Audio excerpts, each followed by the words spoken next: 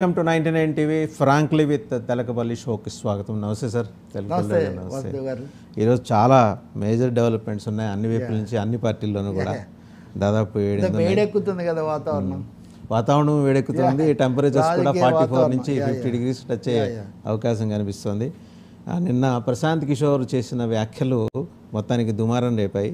ఆయన నెలకోసారి వచ్చి ఏదో ఒక మాట అనేసి వెళ్ళిపోతున్నాడు. బహుశా తెలుగుదేశంతో ఉన్న అవగాహన వల్ల అటు చెప్తున్నాడేమో. కానీ ఛత్తీస్గఢ్ మాజీ ముఖ్యమంత్రి భూపేష్ తరహాలోనే జగన్ కూడా ప్రజలకు డబ్బు పంపిణీ చేశారే తప్పించి ప్రజల ఆకాంక్షలు నెరవేర్చలేదంటున్నారు. ఈ పోలిక కరెక్టేనంటారా? అంటే వాస్తవంగా ఆయన చెప్తుంది, ఇంతకుముందు చెప్పాడు ఇండియన్ ఎక్స్ప్రెస్ కాంక్లేవ్కి వచ్చినప్పుడు. నిజానికి అప్పటికి ఇప్పటికి పోలిస్తే కనుక ప్రశాంత్ కిషోర్లో ఏమైనా మార్పు వచ్చిందని కూడా నేను అన్నాను. ఎందుకంటే he's losing, not only he's losing big అన్నాడు అప్పుడు. ఇప్పటికి వచ్చేసరికి very difficult to come back to power, something like that. అంతే కదండి, losing, not only losing, he's losing big అన్నది కాస్త it is very difficult to come back అంటే it is not impossible. మొదటి చెప్పిందేమో మామూలు కాదు, అసలు ఘోర పరాజయం పాలైపోతున్నాడు అని చెప్పిన వ్యక్తి.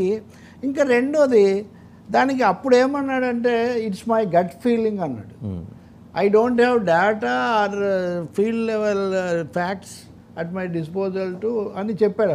ఏమంతగా తెలీదు, జనరల్గా చెప్తున్నాను, నా ఊహాగానం అని. అప్పుడు ఇప్పుడు కూడా ఆయన చెప్తున్నటువంటి పాయింట్ ఒకటే, సంక్షేమ పథకాల కోసమే డబ్బులు ఎక్కువ పెట్టేస్తున్నాడు, అంది సంక్షేమం అంటే మిగతా అభివృద్ధి జరగడం లేదు అనేది అభిప్రాయం. జనరల్గా ఈ కాంట్రడిక్షన్ అందరూ చూపిస్తున్నప్పటికీ నిన్న చెప్పిన దగ్గరికి వస్తే ఛత్తీస్గఢ్ ముఖ్యమంత్రి భూపేష్ బఘేల్ ఆయన లైక్ ఏ మోనార్క్ అన్నాడు. మళ్ళీ ఒక చక్రవర్తిలాగా, ఒక నియంతలాగా, ఒక రాజులాగా ఇచ్చేస్తున్నాడని. ఇవన్నీ కూడా చాలా జనరల్ వేగ్ కామెంట్స్ లాగా కనబడతాయి కానీ పొలిటికల్ లోతుగా వెళ్ళారు. ఒకసారి నిన్న ఆయన మాట్లాడింది కూడా ఉందా? తప్పకుండా. आंध्र प्रदेश में जो मैंने काम किया है, जो मैं थोड़ा बहुत बाहर से देखता हूँ, it will be difficult for Jagan Mohan Reddy to make a comeback. Why so? There is many reasons. One is there are leaders like Jagan Mohan Reddy who have thought and have become in their minds the provider rather than being the leader. There is a huge difference between being an elected leader and started to think yourself as a provider. जब आप democratically elected leader हो तो you have to provide, but you have to also take care of the people's aspirations. जब आप provider बन गए हो, pure play, then you think कि भाई मैं राजा हूँ, मुझे पता है तुम्हें क्या चाहिए, मैं दे रहा हूँ और मुझे वोट देते रहो. तो Jagan Mohan Reddy at some stage has decided कि भैया मैं कैश ट्रांसफर करता रहूँगा, तुम्हारे लिए यही अच्छा है कि तुमको 2000 रुपया मिलता रहे. सड़क बने या ना बने, कैपिटल आंध्र प्रदेश में हो ना हो, फैक्ट्री लगे ना लगे, हम कर्ज लेकर ही पैसा तुम्हें दे रहे हैं, लेकिन दे तो रहे हैं. So he has gone into this provider mode. Andhra Pradesh में जो मैंने काम किया है, जो मैं थोड़ा बहुत बाहर से देखता हूँ, it will be difficult for Jagan Mohan Reddy to make a comeback. ఎంత క్లియర్గా అంటే ప్రొవైడర్ లీడర్ అనే ఒక తేడాని చూపించే ప్రయత్నం. ఇప్పుడు నిజానికి అంతకుముందు ఐడియా ఈయన ఇచ్చిందే అనాలి. ఎందుకంటే జగన్మోహన్ రెడ్డి ప్రజా సంకల్ప యాత్ర చేసినప్పుడు నవరత్నాలు అనేవి ప్రధానమైన ఎన్నికల ప్లాంక్గా చేసుకున్నప్పుడు ఈయన సలహాదారు, నేను పనిచేశానని చెప్తున్నారు. కాబట్టి తప్పకుండా సంక్షేమానికి, తర్వాత సమగ్రమైన అభివృద్ధికి సమతుల్యత ఉండాల్సిన అవసరం ఉంది. అది జగన్ ఎలా చేస్తారు, రెండోది మిగిలిన రోజుల్లో అయినా ఎలా చెప్తారని ఒక అంశం. కానీ అది ఎంత నెగిటివ్ అంశము అనేది ఇక్కడ పెద్ద ప్రశ్న. అది ఒక్కదాని మీదే చెప్పడం. ఇంకొక ముఖ్యమైన విషయం వాసుదేవ్ గారు, ఆయన ఏమంటున్నాడు, ఓవరాల్గా ప్రశాంత్ కిషోర్ మాట్లాడుతుంది బీజేపీ ప్రాస్పెక్ట్స్ గురించి.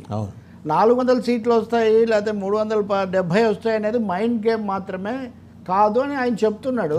మరి అలా చెప్తున్న ఆయన ఏపీకి వచ్చినప్పుడు బీజేపీ గురించి ఎందుకు చెప్పడం లేదు? అలాగే బీజేపీతో పొత్తు పెట్టుకున్నటువంటి చంద్రబాబు నాయుడు లేదా ఎన్డీఏ కూటమి ఏపీలో ఎలా పర్ఫార్మ్ చేస్తుందనేది ఎందుకు చెప్పడం లేదు? ఎన్నికల ఫలితాలను అన్ని ఫ్యాక్టర్స్ కూడా నిర్ణయిస్తాయి కదా. కాబట్టి ఇప్పుడు జగన్ ఒకవేళ ఈ లోపాలు, ఇంకా చాలా లోపాలు ఉన్నాయనుకుందాం, ఉన్నాయి, తప్పులు చాలా లేవని నేను చెప్పట్లేదు. కానీ వీటి మీద నిర్ణయం చేసేటప్పుడు మోదీ పరిపాలన, తర్వాత మోదీతో చంద్రబాబు పొత్తు, దాన్ని చాలామంది ఫ్యాక్టర్గా తీసుకుంటున్నారు. చంద్రబాబే తీసుకుంటున్నాడు ప్రతి సభలో, నేను మోడీతో బీజేపీతో పొత్తు పెట్టుకున్నా కానీ మైనార్టీలకు న్యాయం చేస్తానని 1కి 4 సార్లు చెప్తున్నాడు. But the great strategist is not at all taking that point in to consideration. అది అసలు పరిగణనలోకే తీసుకోకుండా చెప్తే ఐ థింక్ అంతకుముందు అన్నట్టుగా గట్ ఫీలింగ్ లాగే ఉంది. అలాంటివి ఆ గట్ ఫీలింగ్ కూడా కొంచెం తగ్గిందేమో అనిపిస్తుంది. అంటే ఇంటెన్సిటీ తగ్గింది, ఇంటెన్సిటీ తగ్గింది, losing big. Conveniently avoiding. Yeah అదే నేను అంటున్నా. ఇప్పుడు నిన్న షర్మిల జగన్ కుంభకర్ణుడు అంటే రావణాసురుడి నుంచి కుంభకర్ణుడికి తగ్గించిందంటే కొంచెం కొంచెం తగ్గిస్తున్నట్టుగా. ఎందుకో వీళ్ళు ఇంటెన్సిటీ తగ్గించుకుంటారు. అదే ఎందుకు తగ్గింది? ఇప్పుడు రావణాసురుడు కుంభకర్ణుడికి చాలా తేడా ఉంది కదా. అందుకనే ఆసక్తికరంగా ఉంది. నేను మాట్లాడింది okay, he will be making some comments. On the whole Prashant Kishor comments will అవి బీజేపీ తప్పకుండా వస్తుందని చెప్పడానికి మటుకు ఉద్దేశించబడి ఉంటాయి. మిగతావన్నీ ఇఫ్స్ బట్స్ ఏం చెప్పి. అండ్ ఇంకొకటి సార్, అంటే చంద్రబాబు గారు